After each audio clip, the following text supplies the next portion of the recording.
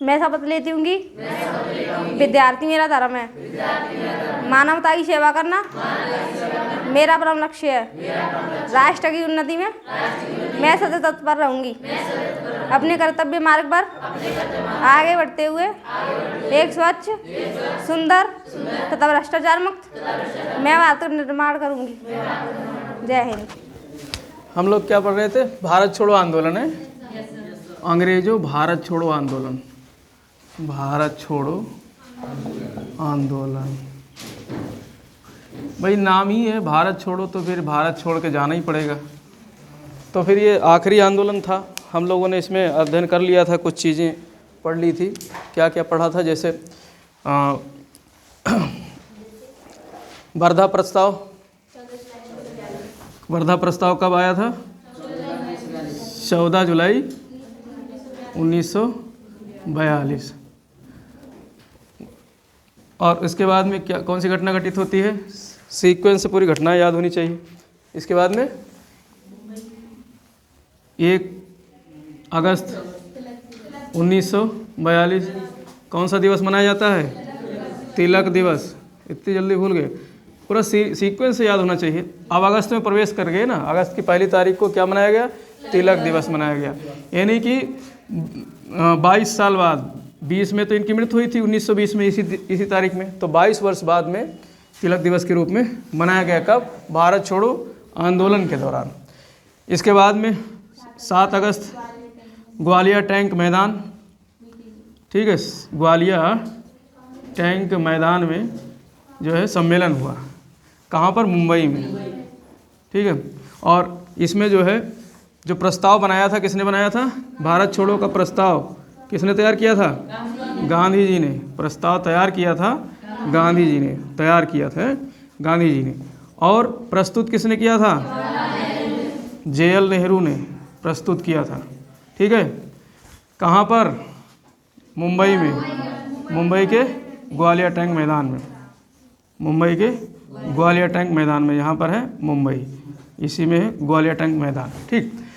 और ये जो तिलक दिवस मनाया गया था, ये कहाँ मनाया गया था? इलाहाबाद में। इलाहाबाद का नया नाम क्या है? प्रयागराज। इलाहाबाद का नया नाम है प्रयागराज, ठीक। और फैजाबाद का नया नाम क्या है? फैजाबाद का नया नाम फिरोजाबाद में। अयोध्या, इसी का नाम क्या कर दिया गया है? अयोध्या, ठीक। तो प्रस्तुत किया गया। और फिर इसके समर्थन में सबसे पहले किसने समर्थन किया था? सरदार पटेल जी ने। सरदार पटेल जी ने सबसे पहले समर्थन किया, ठीक है। तो इस तरीके से, और ये जो है पास कब हुआ था? किस तारीख में? 8 अगस्त को, 8 अगस्त 1942। तो 8 अगस्त 1942 की तिथि जो है महत्वपूर्ण है। इसीलिए भारत छोड़ो आंदोलन के बारे में अगर कोई प्रश्न आता है कि कब प्रारंभ हुआ, तो 8 अगस्त 1942 की डेट में ये प्रस्तुत हो गया, पास हो गया। लेकिन प्रारंभ होने की तिथि क्या निर्धारित की गई थी? यानी आंदोलन कब करना है, तो प्रारंभ की तिथि क्या थी? 9 अगस्त 1942। ये तो प्रारंभ होने की तिथि थी। लेकिन इधर जो है इस समय वायसराय कौन था? लिनलिथगो था। वायसराय था लिनलिथगो। तो लिनलिथगो को टाइट किया था किसने? PM। कहाँ का PM? विंस्टन चर्चिल, जो इंग्लैंड का क्या था? प्रधानमंत्री था, विंस्टन चर्चिल। तो विंस्टन चर्चिल ने कहा भैया बुढ़े से सावधान रहना, वो जो है बहुत जो है एक तरीके से मतलब देखने में तो बुढ़ा है लेकिन बड़ा खतरनाक आदमी है, उससे तैयार रेडी रहना। तो फिर ये लोग मीटिंग करते हैं रात में ही, अर्धरात्रि में ही। कौन? लिनलिथगो। जो है किसकी मीटिंग होती है? सरकार की, सरकार के महत्वपूर्ण व्यक्तियों की मीटिंग होती है। और उस मीटिंग में क्या बात तय होता है कि भोर पहरे ही जो है 9 तारीख को 0 आवर में ही क्या कर लेना है? गिरफ्तार। तो ये क्या चलाते हैं? ऑपरेशन 0 आवर, ऑपरेशन 0 आवर चलाते हैं। ऑपरेशन, हाँ, मिशन था 0 आवर ऑपरेशन मिशन था। यानी कि रात में ही सोते समय ही सबको क्या कर लिया? गिरफ्तार कर लिया। जितने नेता थे गांधी जी वगैरह और नेहरू वगैरह सबको क्या कर लिया गया? गिरफ्तार कर लिया गया। किस तारीख को? 9 अगस्त को, 9 अगस्त 1942 को, ठीक है। तो यानी ये आंदोलन प्रारंभ होने से पहले ही नेताओं की गिरफ्तारी हो गई। तो गिरफ्तारी हुई थी, उस घटना को, उस ऑपरेशन को क्या कहा गया? Operation 0 hour. तो ऑपरेशन 0 आवर में सबकी गिरफ्तारी हो गई। तो इस तरीके से जो है यहाँ तक पूरा हम लोगों ने बाकायदा अच्छी तरीके से सब पढ़ लिया था। ठीक, अब जब गिरफ्तारी हो गई तो इसके बाद में जो नेतृत्व था, जो बड़े बड़े नेता थे वो तो गिरफ्तार कर लिए गए, और गिरफ्तार करने के बाद में मैंने बताया था कौन कौन से नेता कहाँ पर जो है शिफ्ट किए गए थे। तो इनका मकसद क्या था? जेल में नहीं भेजना था, इनको क्या नज़रबंद करना था, क्योंकि विश्व बिरादरी के सामने हमको जो चीन में जो चियांग काई शेक, वहाँ का जो है मार्शल था, चियांग काई शेक था चीन का, तो वो चाहता था कि भारत को अंग्रेज़ क्या कर दें? आज़ाद कर दें। तो उसने जो है अमेरिका के राष्ट्रपति कौन थे उस समय? रूजवेल्ट। ये सब याद होना चाहिए कि भारत छोड़ो आंदोलन के दौरान विश्व के प्रमुख लीडर्स कौन कौन थे। तो चीन का तो था चियांग काई शेक, ये कहाँ का था? चीन का मार्शल था। चीन का क्या था? ये मार्शल था। इसने जो है रूजवेल्ट को पत्र लिखा था कि अंग्रेज़ों को भारत को क्या कर देना चाहिए? आज़ाद कर देना चाहिए, छोड़ देना चाहिए। तो रूजवेल्ट ने भी कहा था हाँ ये बात तो सही है, हम भी इसका समर्थन करते हैं। तो जब ये बात ये लोग कह रहे थे और विश्व बिरादरी के बड़े लीडर्स थे, तो फिर अंग्रेज़ों को ये लग रहा था, जो भारत में शासन कर रहे थे, कि अगर ऐसे नाजुक दौर में, विश्व युद्ध चल रहा है, द्वितीय विश्व युद्ध चल रहा है, तो ऐसे नाजुक दौर में अगर हमारी गिरफ्तारी, जो भारतीय नेताओं की गिरफ्तारी की बात विश्व बिरादरी में इन लोगों को पता चलेगा, तो हमारी शीशा लेदर होगी, हमारी किरकिरी होगी विश्व बिरादरी में। तो इसलिए इन लोगों को गिरफ्तार करके नज़रबंद कर दिया गया था। क्या कर दिया गया था? नज़रबंद। ठीक है, देखने में नज़रबंद का मतलब क्या होता है? जादू टोना है? नहीं, जादू टोना नहीं, कहते हैं नज़रबंदी का खेल है। तो वो नज़रबंदी का खेल, वो वाला खेल नहीं खेल रहे हैं। ये क्या कर रहे हैं? मतलब पहले समय किलों में इन लोगों को रख दिया गया, किनको? नेताओं को गिरफ्तार करके। सबसे शुरुआत में आगा खां पैलेस में कुछ लोगों को रखा गया और अहमदनगर के दुर्ग में रखा गया। ठीक है, तो वहाँ रख करके फिर अब आगा खां पैलेस है, तो पैलेस की सुरक्षा के लिए कौन होंगे? सेना सिपाही होंगे। तो उनके देख रेख में सेना सिपाही के अंडर में इनको अंदर रख दिया गया, यानी कैद नहीं किया गया, एक तरीके से कैद ही था, लेकिन देखने में लग रहा था नज़रबंदी है, कि मतलब उनको सुरक्षित रखा गया है। ठीक, वैसे तो प्लान ये कर रहे थे कि गांधी जी को भेज दिया जाए अफ्रीका, वहीं जा करके दूर चले जाएं, लेकिन बाद में मंत्रणा किया अंग्रेज़ों ने कि अगर ऐसा करेंगे तो भारत की जनता जो गांधी जी को बहुत ज़्यादा जो है लाइक करती है, वो उसको पता चलेगी, तो आज ही हमको बोरिया बिस्तर लेकर भागना पड़ेगा अगर जनता उधम करने लगी। तो गांधी जी एक ऐसे हथियार के रूप में भी थे, जो भीड़ को जो है, भीड़ अगर लाठी डंडा चलाने लगती थी तो गांधी जी कहते थे भैया हिंसा मत करो, अहिंसा पे चलो। तो अंग्रेज़ों को ये पता था कि हिंसा अगर करेंगे भीड़ तो गांधी जी को छोड़ देंगे, दौड़ जाएंगे भीड़ में, कहेंगे नहीं नहीं ये बात गलत है, ये मत करो। तो इसलिए वो हथियार के रूप में भी गांधी जी का इस्तेमाल करते थे अंग्रेज़। लेकिन गांधी जी बहुत दूरदर्शी व्यक्ति थे, वो जानते थे अगर हथियार से हम लड़ेंगे तो अंग्रेज़ों से जीत नहीं सकते हैं, क्योंकि उनके पास में जो है अत्याधुनिक हथियार है और प्लांट सेना है, उनके पास ट्रेंड सेना है, सब कुछ सिपाही हैं, तो फिर हम कैसे जो है कर सकते हैं इस तरीके से। तो इसलिए जो है यहाँ पर जो नज़रबंद रखा गया था उसमें आगा खां पैलेस में मैंने बताया था किस किस को? गांधी जी को रखा गया था। आगा खां पैलेस जो कि पुणे में है, आगा खां पैलेस कहाँ है? पुणे में है। ठीक है, पुणे में, जो बम्बई के बगल में इधर है पूना, यहाँ क्या है? पुणे। तो पुणे में रखा गया था। आगा खां पैलेस में किस किस को रखा गया था? गांधी जी को। ठीक, गांधी जी के साथ उनकी पत्नी को रखा गया था, कस्तूरबा जी को। ठीक, और इसके अलावा इनकी जो है सचिव थे, गांधी जी के सचिव थे महादेव देसाई, तो महादेव देसाई को भी रखा गया था। ठीक, सरोजनी नायडू को भी रखा गया था, सुशीला नैयर जो कि इनके निजी चिकित्सक थे, गांधी जी के क्या थे? निजी चिकित्सक थे, सुशीला नैयर, इनको भी रखा गया था। ठीक है, तो इस तरीके से ये लोग कहाँ रखे गए? आगा खां पैलेस में। तो यहाँ से कभी कोई प्रश्न पूछा जाता है कि भारत छोड़ो आंदोलन के दौरान गांधी जी को कहाँ बंधक बनाकर रखा गया था? आगा खां पैलेस में। और इसी दौरान भारत छोड़ो आंदोलन के दौरान ही गांधी जी किससे? कस्तूरबा बिछुड़ जाती हैं, और इसी आंदोलन के दौरान आगा खां पैलेस में ही कस्तूरबा जी की क्या हो जाती है? मृत्यु हो जाती है, और साथ में महादेव देसाई की भी मृत्यु हो जाती है। ठीक, इसी आंदोलन के दौरान, जो कि इनके सचिव थे गांधी जी के। तो जब इनकी मृत्यु हो जाती है तो फिर गांधी जी अपील करते हैं अंग्रेज़ों से कि इनकी कब्र जो है कहाँ बनाई जाए? आगा खां पैलेस में। तो इनकी आगा खां पैलेस में क्या है? कब्र है। इसके अलावा जो है अन्य जो कांग्रेसी नेता थे उन सबको कहाँ रखा गया? अहमदनगर के दुर्ग में रखा गया। कहाँ रखा गया? अहमदनगर के दुर्ग में। लेकिन बाद में धीरे धीरे सबको कहाँ शिफ्ट कर दिया गया? अलग अलग जगहों पे। जैसे जवाहरलाल नेहरू को कहाँ शिफ्ट कर दिया गया? अल्मोड़ा जेल में। कहाँ शिफ्ट कर दिया गया? अल्मोड़ा जेल में शिफ्ट कर दिया गया। ठीक है, और हजारीबाग में किसको शिफ्ट किया गया? जयप्रकाश नारायण को हजारीबाग जेल में शिफ्ट कर दिया गया। जयप्रकाश नारायण को, जेपी जी को, ठीक, इनको हजारीबाग जेल जो कि झारखंड में है, हजारीबाग। ठीक, और जो हमारे भारत के प्रथम राष्ट्रपति थे, क्या नाम था उनका? डॉक्टर राजेंद्र प्रसाद, उनको पटना के जेल में रखा गया, पटना में। ठीक है, पटना के जेल का क्या नाम है?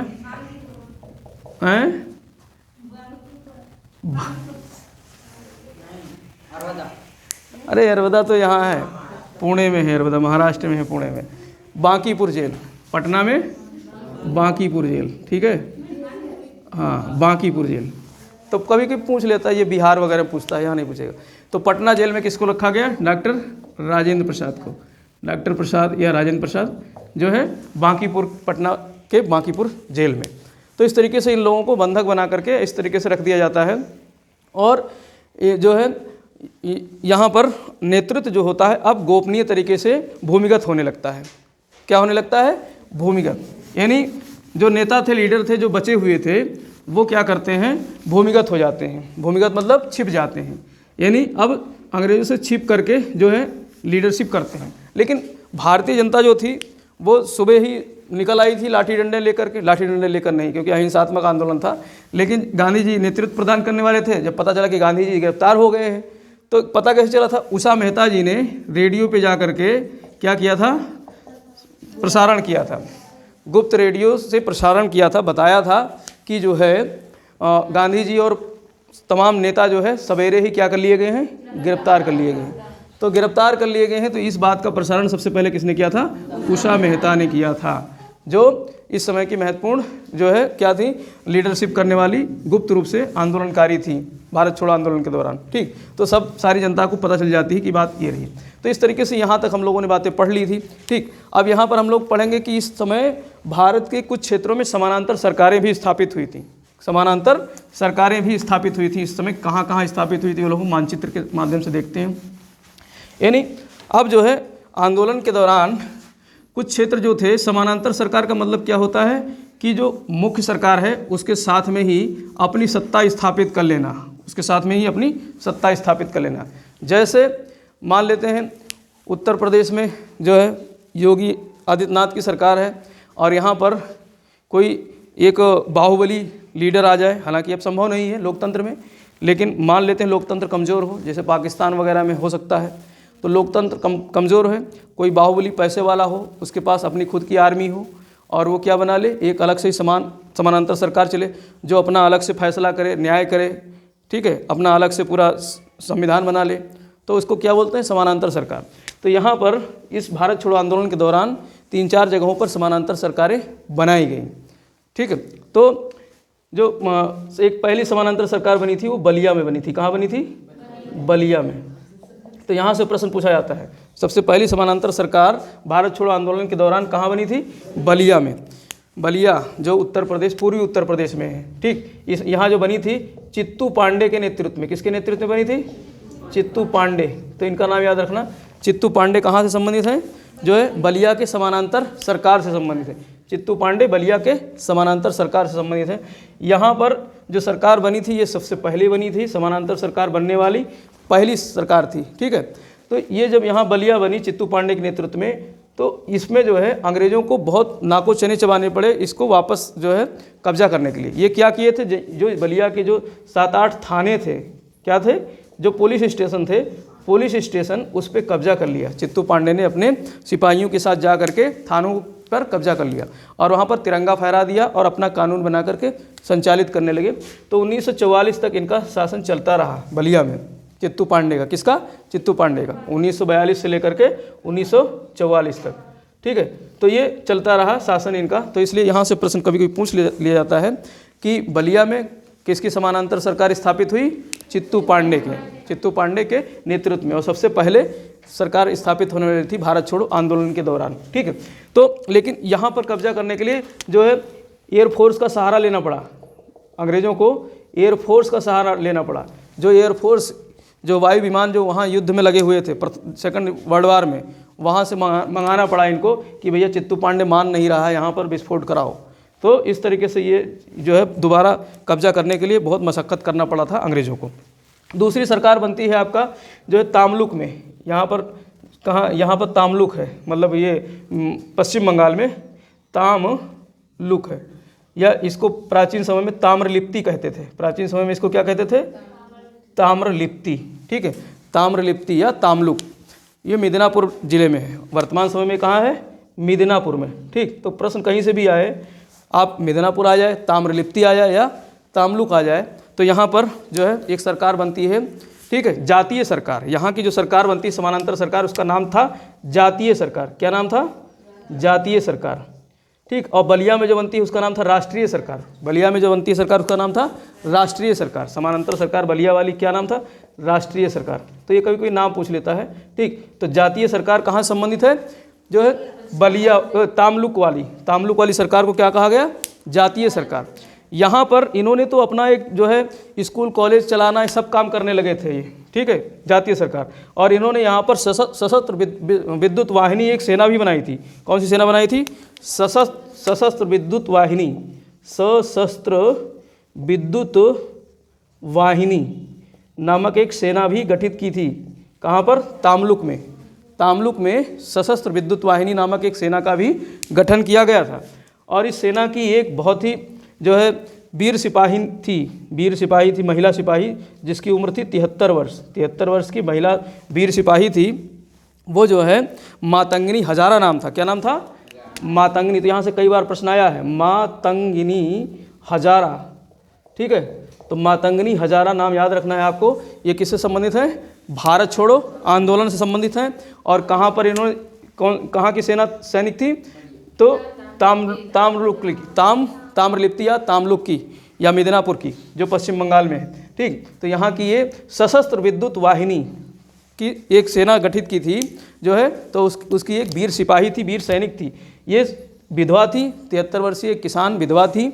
और यहाँ पर जब थाने पर कब्जा करने के लिए मातंगिनी हजारा गई थी सशस्त्र विद्युत वाहिनी जो है आर्मी के साथ में, तो इनको गोली लग गई थी। इनके हाथ में तिरंगा था, इनके हाथ में भारत का झंडा था, और उस झंडे को गोली लगने के बावजूद भी ज़मीन पर गिरने नहीं दिया। ठीक है, तो इनके अंदर ये जो है इसलिए जाना जाता है। तो इनको जो है ये कहा गया था कि ये जो है बूढ़ी गांधी है। तो बूढ़ी गांधी किसको कहा गया है? मातंगिनी हजारा को। तो इनको कहा जाता है बूढ़ी गांधी। ठीक है, तो याद रखना। सीमांत गांधी किसको कहा गया है? किसको? खान अब्दुल गफ्फार खां को। कहाँ पर थे? कौन से प्रांत में? पश्चिमोत्तर प्रांत में, भारत के पश्चिमोत्तर प्रांत में, ये वाला हिस्सा जो था। ठीक है, तो यहाँ के इसीलिए इनको क्या कहा जाता था? सीमांत गांधी। ठीक है, तो और लेकिन बूढ़ी गांधी किसको कहा गया है? मातंगिनी हजारा को। तो सीमांत गांधी ये हो गए। खान अब्दुल गफ्फार खां एकमात्र भारत विदेशी जिनको क्या मिला था? भारत रत्न मिला था। किसको मिला था? सीमांत गांधी को। ठीक है, तो मातंगिनी हजारा जो थी वो कहाँ से संबंधित थी? तामलुक की सरकार से संबंधित थी। ठीक है, और जो है ये मतलब बूढ़ी गांधी के नाम से जानी गई। बूढ़ी गंगा भूगोल में पहुंच गए बूढ़ी गंगा। ठीक, तो बूढ़ी गांधी के नाम से जानी गई। इसके बाद में एक सरकार आपको सतारा में देखने को मिलती है। कहाँ पर? सतारा में। तो सतारा कहाँ है? महाराष्ट्र में। सतारा पढ़ते चले आ रहे हो ना? सतारा, ये वाला सतारा है। ठीक, तो सतारा में यहाँ से प्रश्न आता है सतारा से संबंधित कि सबसे लंबे समय तक सतारा में भारत छोड़ो आंदोलन के दौरान सरकार रही। वाईवी चौहान के नेतृत्व में यहाँ पर जो है वाईवी चौहान और नाना पाटेकर, वो तो फिल्म में है, नाना पाटिल नाम था। क्या नाम था? नाना पाटिल। ठीक है, नाना पाटिल और वाईपी चौहान के नेतृत्व में कहाँ पर? सतारा में एक सरकार गठित की गई, समानांतर सरकार, भारत छोड़ो आंदोलन के दौरान। कौन? वाईपी चौहान और नाना पाटिल। तो नाना पाटेकर के नाम से याद रखना, ये भी मराठी थे। नाना पाटेकर भी और नाना पाटिल भी। ठीक, तो नाना पाटिल के नेतृत्व में सतारा में सरकार गठित की गई और ये सबसे लंबे समय तक सत्ता में रही, 1945 तक। तो 1945 तक सबसे लंबे समय तक सत्ता में कहाँ की सरकार रही? सतारा की। ठीक है, तो यहाँ से प्रश्न आ जाता है कि जो है भारत छोड़ो आंदोलन के दौरान सबसे लंबे समय तक सरकार कहाँ की रही? सतारा की। और सतारा के सरकार का नेतृत्व मतलब गठन किसने किया था? वाईपी चौहान और नाना पाटिल ने। ठीक, तो इस तरीके से ये, और इसके अलावा उड़ीसा के तालचेर में भी जो है एक सरकार स्थापित हुई थी, उड़ीसा का तालचेर यहाँ पर है। ठीक, तो इस तरीके से 3-4 जगहों पर समानांतर सरकारें स्थापित हुई थी। यहाँ से प्रश्न अक्सर पूछे जाते हैं। पहला तो बलिया याद रखना, सबसे पहली सरकार कहाँ बनी थी? बलिया में। और इसके अलावा सबसे लंबे समय तक सरकार कहाँ बनी थी? सतारा में। ठीक, और राजा महेंद्र प्रताप ने एक सरकार बनाई थी विदेश में। कहाँ बनाई थी? अफगानिस्तान में, काबुल में, राजा महेंद्र प्रताप ने। इस समय नहीं, वो क्रांतिकारी आंदोलन जब हम पढ़ा रहे थे उस समय की घटना थी। राजा महेंद्र प्रताप जो तुम्हारे हाथरस के राजा थे, तो उन्होंने अफगानिस्तान में भारत की धरती से बाहर स्वतंत्र आज़ाद भारत की स्थापना की थी, जिसको मान्यता किसने दी थी? रूस ने दी थी, जर्मनी ने दी थी। ठीक है, इन लोग हैं, याद आ गया? हाँ, इन लोगों ने जो है मान्यता दी थी। ठीक, तो इस तरीके से जो है ये भारत छोड़ो आंदोलन में जो है सरकारें हो गई समानांतर। अब भारत छोड़ो आंदोलन में जो है महिलाओं का भी बड़ा योगदान था, तो कुछ महिलाएं भी बढ़ चढ़ करके हिस्सा ले रही थी इसमें भारत छोड़ो आंदोलन के दौरान। ठीक, तो उनमें महिलाओं में एक तो नाम आता है आपका अरुणा आसफ अली का। महिलाओं में एक नाम आता है अरुणा आसफ अली का नाम आता है, अरुणा आसफ अली। ये जो है 8 अगस्त के दिन जब ग्वालियर टैंक में मीटिंग हो रही थी। कहाँ पर? ग्वालियर टैंक में। तो ग्वालियर टैंक में इन्होंने ध्वजा फहराया था, भारतीय ध्वजा फहराया था। कौन? अरुणा आसफ अली।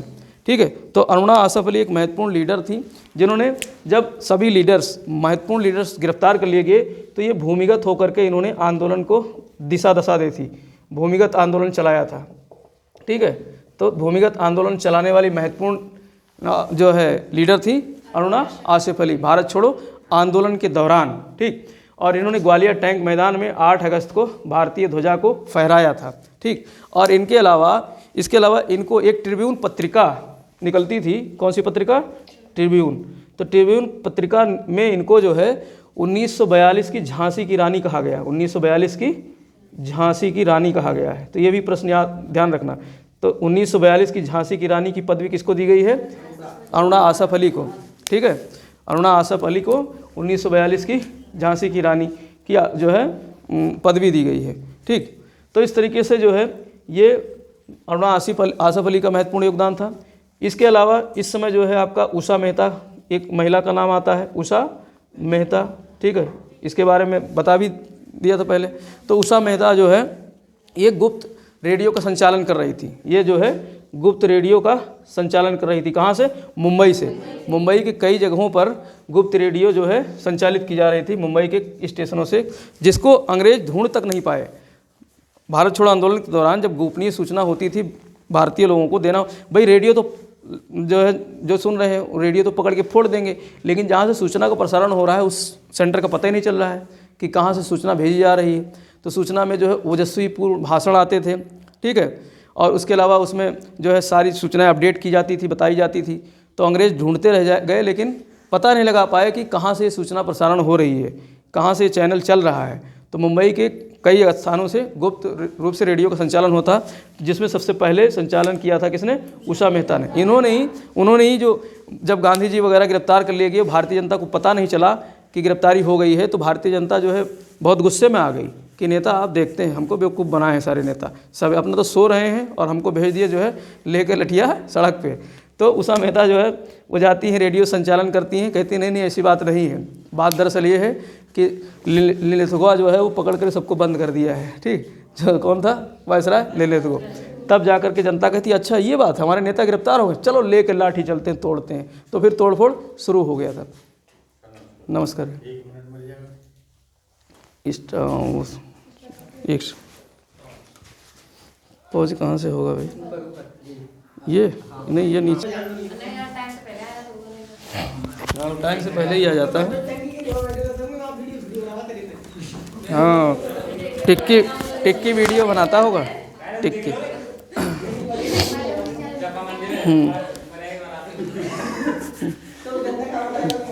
ठीक है, तो हाँ उषा मेहता के बारे में चर्चा कर रहे थे। तो उषा मेहता जो है इन्होंने सबसे पहले गुप्त रेडियो पे जो है संचालन किया था। तो यहाँ से भी प्रश्न आता है कि भूमिगत आंदोलन के दौरान, भारत छोड़ो आंदोलन जब चल रहा था, तो भूमिगत आंदोलन जब चला था तो उसमें गुप्त रेडियो का संचालन सबसे पहले किसने किया था? तो उषा मेहता ने किया था। और एक नाम और आता है एक महिला का, जेबी कृपलानी का। एक महिला और हैं जेबी कृपलानी, ठीक है। जेबी कृपलानी भी एक महत्वपूर्ण महिला हैं जो अरुणा आसफ अली के साथ में जो है भारत छोड़ो आंदोलन में बढ़ चढ़ करके हिस्सा ली थी, इनका भी नाम आता है, ठीक है। तो इस तरीके से इन सब लोगों ने मिल करके जो है महिलाओं ने भी क्या किया था? बढ़ चढ़ कर हिस्सा लेता। मातंगना हजारी के बारे में तो बता ही दिए। मातंगना हजारी को जो है क्या कहा गया था? बूढ़ी गांधी कहा गया था, जो कहाँ संबंधित थी? बंगाल के तामलुक से, मेदिनीपुर तामलुक या फिर ताम्रलिप्ति से, तो वहाँ संबंधित थी। तो इस तरीके से ये बड़े बड़े लीडर्स थे जिनका नाम उन्होंने लिया, और महिलाएं तो बहुत ज़्यादा शामिल हुई थी इस आंदोलन के दौरान, बढ़ चढ़ करके हिस्सा ली थी, ठीक। तो इस तरीके से ये कुछ महिलाओं की अपना क्या थी जो है हिस्सेदारी थी, भागीदारी थी। तो यहाँ पर जो है ये आंदोलन जो है भारत छोड़ो आंदोलन चला। इसके बाद में जो है व्यवस्था जो विश्व युद्ध चल रहा है, विश्व युद्ध के साथ में अब भारत में कुछ जो है चीज़ें बदलने लगेंगी। यहाँ पर वायसराय बदल जाएगा, ठीक है। फिर कुछ प्लान्स आते हैं, बेबल प्लान आता है, ठीक। तो इस तरीके से ये सब हम लोग अध्ययन करेंगे। बस ये 3-4 क्लासेज और लगेंगी तो ये ख़त्म हो जाएगा। फिर छोटे मोटे जो टॉपिक्स होंगे, ठीक है, वो सब सिमट हफ्ते भर में सारा आधुनिक भारत सिमट जाएगा, ख़त्म हो जाएगा, ठीक। तो ये महत्वपूर्ण जो है टॉपिक था भारत छोड़ो आंदोलन, जहाँ से प्रश्न बनते हैं, काफ़ी प्रश्न यहाँ से पूछे जाते हैं, ठीक है। और इसमें डेट वाइज पूछे जाते हैं। तो 8 अगस्त का डेट आपको याद रखना है, महत्वपूर्ण है। वर्धा प्रस्ताव वाला डेट याद रखना, 14 जुलाई वाला, ठीक है। तो ये सब, और ये जो है बलिया वाला स्थान जो पहली सरकार बनी थी, ये याद रखना है, ठीक। सबसे ज़्यादा लंबे समय तक सरकार कहाँ रही? सतारा में रही, ये याद रखना है। और सतारा में और क्या थी? मध्यकालीन भारत में, यानी आधुनिक भारत का शुरुआत था उसमें। सतारा में किसकी कौन बैठता था वहाँ पे सतारा में? मराठा साम्राज्य की जो है राजधानी भी हुआ करती थी कुछ समय तक, सतारा है। ताराबाई वगैरह वहाँ पर भी बैठती थी, तो वही वाला सतारा, ठीक। तो इस तरीके से जो है ये